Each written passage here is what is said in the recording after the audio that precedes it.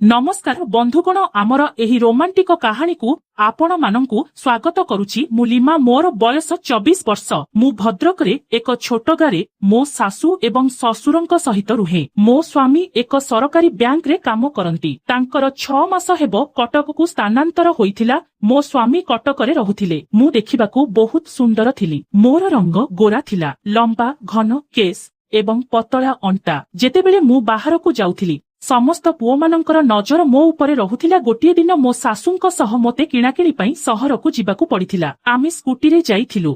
किणाकिणी करुथिबा समयरे संध्या 7टा बाजिथिला। चारिपाख अंधार होई जाइथिला। बजाररू फेरू फेरू आमकू बहुत डेरी होई जाइथिला। जेतेबेले आमे अधा रास्ता रे पहुंचिलु आमर स्कूटी अधा बाटरे खराब होई गला। मु एबे कोन करिबी बुझी पारिली नाही। चारिपाख बहुत अंधार होइथिबारु आमे डरी गलु। मु संगे संगे मो ससुरंकू फोन कली। से कहिले जे जदी कोनोसी ऑटो पाइबो तेबे काहा घरे स्कूटी रखी चाली आसो, मु सकाळे जाई स्कूटी नै आसीबी। आम घर एठारु 15 रु 17 किलोमीटर दूर रे थिला। रास्ता रे किछि देखा जाउनथिला। किछि समय अपेक्षा करिबा परे आमे दूररू आसुथिबा एक ऑटो लाइट देखिलु। सासू ऑटो को हाथ हलाइले। ऑटो अटकी गला। सेही ऑटो रे किछि सामग्री थिला। सासू तांकू लिफ्ट मागिले, किंतु ड्राइवर कहिले जे तांकू अन्य स्थान को जिबाकू पड़िबो। तापरे सासू तांकू अधिक टंका देबी कहिबारु ड्राइवर राजी हेले। ड्राइवरंक बयस पाखापाखी 30 वर्ष हेबो। से देखिबाकू बहुत सुंदर थिले। तापरे से आमकू बसिबाकू कहिले। मु आग सीट रे बसिली कारण पछरे गोटे साइड रे किछि सामग्री थिला। सेठी केवल जणे बसी पारिबो। आउ सासूंकू मु पछरे बसिबाकू कहिले।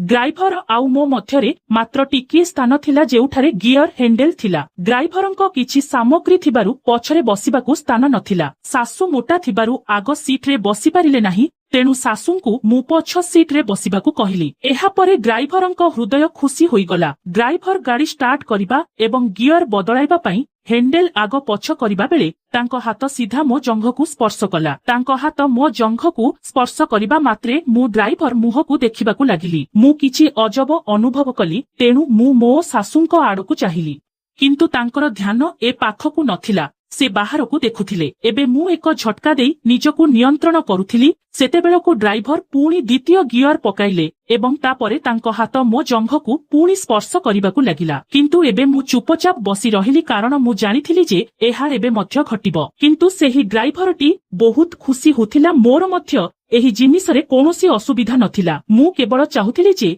मो सासू एहा देखि न पारंतु। तेणु मु मो कांधरू स्कार्फ काढी मो जंघरे रखिली, जहा द्वारा मो सासू किछि देखि परिबे नाही।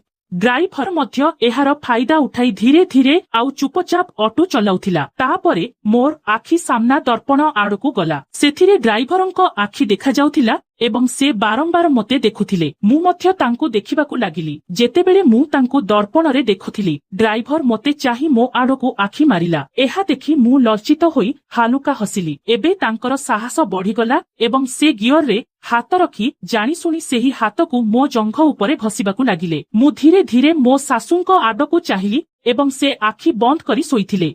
आमे दुहे परस्पर आखिरे परस्पर सहित कथा हेउथिलु। मु मध्य 6 मास हेबो ए सबुर मजा पाइ नथिली। तेणु मु मध्य बहुत निशाग्रस्त हेबाकू लागिली। धीरे धीरे से मो साड़ी उठाई मो गड़ एवं जंघकू घसिबाकू लागिले। मु तांको हातर स्पर्शकू अनुभव करुथिली। मते बहुत मजा लागुथिला। किछि समय परे आमे घर सम्मुखरे पहुंचिलु। मु ड्राइवरंकू रास्तार गोटिए पार्श्वरे गाड़ी रखिबाकू कहिली। घरर गेट बंद थिला। सासू ऑटोर द्वार खोली देले एवं से गेट पाखकू गले। मु मध्य सासूंक पछे पछे ऑटोरू ओह्लाइली। ड्राइवर मध्य ओह्लाई ऑटो पाखरे ठिया होइथिले। सेठारे बहुत अंधार थिला। सासू एवं मु डोर बेल बजाइबाकू लागिलु। तापरे मु पछरे ड्राइवरंक स्वर सुनिली। मैडम आपण दया करी मते टंकाटा देई दियंतु, मु चली जिबी। सेठारे बहुत अंधार थिला। तापरे मु सासूंकू कहिली, मा आपण एठारे अपेक्षा करंतु, मु ड्राइवरंकू टंका देई आसुछि एवं मु ऑटो पाखकू गली। अंधारर सुजोग नेई ड्राइवर मते जोर रे जाबुडी धरी किस करिबाकू लागिले। किछि समय परे ससुर द्वार खोलीदेले आउ आमे दुहे परस्पर ठारू दूरेई गलु। तापरे मु धीरे धीरे ड्राइवरंक कानरे कहिली, तमे किछि ना किछि बाहाना करी आज राती एठारे रुह। एहा कही मु पुणी सासूंक पाखकू चली आसिली। सेठाकू जिबा परे ମୁଁ ଡ୍ରାଇଭରଙ୍କୁ କହିଲି ଭାଇ ସବୁ ଜିନିଷ ପତ୍ର ଟିକେ ଭିତରକୁ ଆଣନ୍ତୁ। ତାପରେ ଆମେ ଭିତରକୁ ଗଲୁ। କିଛି ସମୟ ପରେ ଡ୍ରାଇଭର ମଧ୍ୟ ସବୁ ଜିନିଷ ପତ୍ର ଧରି ଘର ଭିତରକୁ ଆସିଲେ। ଶ୍ୱଶୁର ତାଙ୍କୁ ସୋଫାରେ ବସିବାକୁ କହିଲେ। ଶ୍ୱଶୁର ମୋତେ କହିଲେ, ଲିମା ଡ୍ରାଇଭରଙ୍କ ପାଇଁ ଚା ତିଆରି କର। ମୁଁ ତୁରନ୍ତ ଚା ତିଆରି କଲି। ଡ୍ରାଇଭର ଆଉ ଶ୍ୱଶୁର ଉଭୟ ହଲରେ ବସି ଚା ପିଉଥିବା ସମୟରେ କଥା ହେଉଥିଲେ। ଚା ପିଇ ସାରିବା ପରେ ଡ୍ରାଇଭର ଯିବାକୁ ବାହାରିଲେ। ମୁଁ ଭାବିଲି ଯେ ସେ ଚାଲିଯିବେ। ତେଣୁ ମୁଁ ଦ୍ୱାର ପାଖରେ ଠିଆ ହୋଇ ନିରାଶ ହୋଇ ତାଙ୍କୁ ଚାହିଁଲି। ସେ ଗାଡ଼ି ଷ୍ଟାର୍ଟ କରିବା ପାଇଁ ଚାବି ବୁଲାଇଲେ, କିନ୍ତୁ ଗାଡ଼ି ଷ୍ଟାର୍ଟ ହେଉନଥିଲା। ସେ ବହୁତ ସମୟ ଚେଷ୍ଟା କଲେ। ମୋ ଶ୍ୱଶୁର ମଧ୍ୟ ଯାଇ ତାଙ୍କ ପାଖରେ ଠିଆ ହେଲେ। ସେ କହିଲେ, ମଉସା ହୁଏତ ଗାଡ଼ିରେ କିଛି ଅସୁବିଧା ହୋଇଛି। ଆଉ ଏବେ ସମୟ 10ଟା ହେଲାଣି। ମେକାନିକ ମଧ୍ୟ ଏବେ ଆସିବେ ନାହିଁ। କାଲି ସକାଳେ ମୁଁ ମେକାନିକ ଆଣି ଗାଡ଼ି ମରାମତି କରି ନେଇଯିବି। ମୁଁ ଆଜି ରାତି ପାଇଁ ଅଟୋରେ ଶୋଇବି। ମୋତେ କେବଳ ଗୋଟିଏ କମ୍ବଳ ଦିଅନ୍ତୁ। ତାପରେ ମୋ ଶ୍ୱଶୁର ତାଙ୍କୁ କହିଲେ, ପୁଅ ତୁମେ କାହିଁକି ଅଟୋରେ ଶୋଇବ? ଆମ ଘର ହଲରେ ଟିକିଏ ସ୍ଥାନ ଅଛି। ତୁମେ ସେଠାରେ ଶୋଇ ପଡ଼ିବ।